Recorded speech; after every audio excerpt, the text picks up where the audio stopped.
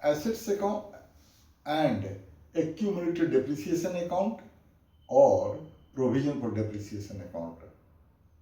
ये एक बहुत इंपॉर्टेंट टॉपिक है क्लास 11 में डेप्रिसिएशन अकाउंटिंग में, कि जब एक्यूमुलेटेड डेप्रिसिएशन अकाउंट दिया हो, एक्यूमुलेटेड डेप्रिसिएशन और एसेट का ओपनिंग बैलेंस दिया हुआ हो और एसेट का एक part during current year cell हो रहा हो, वैसे केस में दो अकाउंट बनाते हैं, एसेट का अकाउंट और एक्यूमुलेटेड डेप्रिसिएशन या प्रोविजन फॉर डेप्रिसिएशन अकाउंट।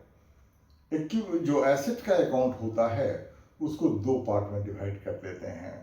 जो एसेट सेल हुआ है उसको पार्ट 1 बना देंगे और जो सेल नहीं हुआ है उसको पार्ट 2 बना देंगे। इस तरह से दो पार्ट में बांट लेंगे। और एक्यूमुलेटेड डेप्रिसिएशन का जो ओपनिंग बैलेंस है उसमें से जिस एसेट को सेल किया है उसका एक्यूमुलेटेड डेप्रिसिएशन कैलकुलेट कर लेंगे। हो सकता है जिस ईयर का ओपनिंग बैलेंस दिया हो उसके कुछ ईयर्स पहले जिस एसेट को परचेज किया उसे करंट ईयर में सेल कर रहे हैं, तो उसका from the date of purchase till the beginning of current year तक का डिप्रिसिएशन निकाल करके उसके एक्यूमुलेटेड डिप्रिसिएशन के ओपनिंग बैलेंस के पार्ट 1 में लिख देंगे और जो रिमेनिंग एक्यूमुलेटेड डिप्रिसिएशन बचेगा उसे पार्ट 2 में दिखा देंगे। इसके बाद स्टेप वाइज चलेंगे। जिस मशीन को ड्यूरिंग करंट ईयर सेल किया है उसका from the beginning of current year till the date of sale का डेप्रिसिएशन चार्ज करेंगे। Depreciation account debit to accumulated depreciation या प्रोविजन फॉर डेप्रिसिएशन अकाउंट, और प्रोविजन फॉर डेप्रिसिएशन अकाउंट के credit side में इसकी एंट्री कर देंगे। सपोज 1 अक्टूबर को करंट ईयर में सेल किया तो 1 अक्टूबर को क्रेडिट साइड में बाय डेप्रिसिएशन M1 या पार्ट 1 करके लिख देंगे। दूसरी एंट्री करेंगे accumulated depreciation account debit to machinery account या एसेट अकाउंट।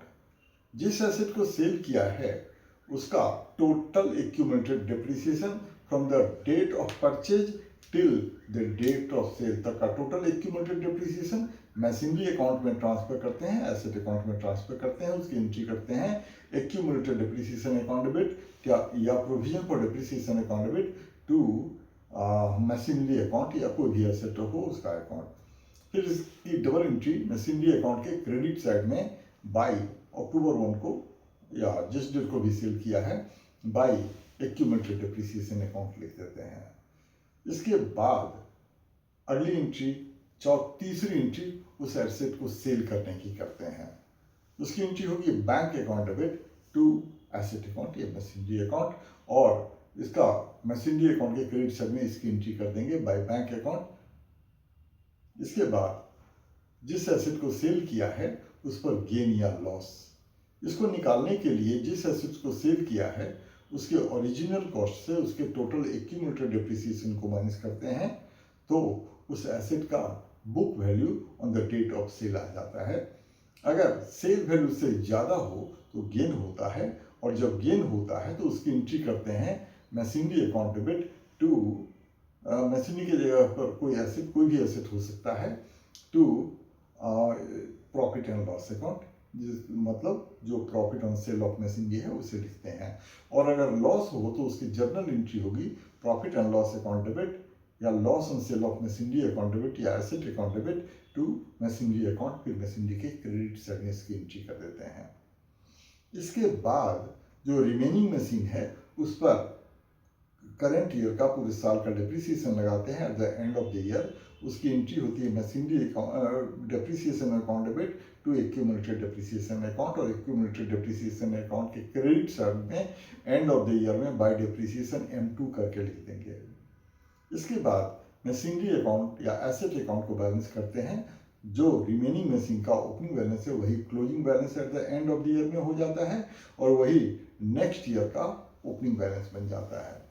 फिर एक्यूमुलेटेड डेप्रिसिएशन अकाउंट के क्रेडिट को टोटल करते हैं डेबिट साइड में, करंट ईयर के एंड में टू बैलेंस CD लिखेंगे, कैरिड डाउन लिखेंगे, जिसमें अनसोल्ड मशीन का जो ओपनिंग बैलेंस था एक्यूमुलेटेड डेप्रिसिएशन का उसमें करंट ईयर के डेप्रिसिएशन को ऐड करते हैं और उसे ही नेक्स्ट ईयर का ओपनिंग बैलेंस बना देते हैं।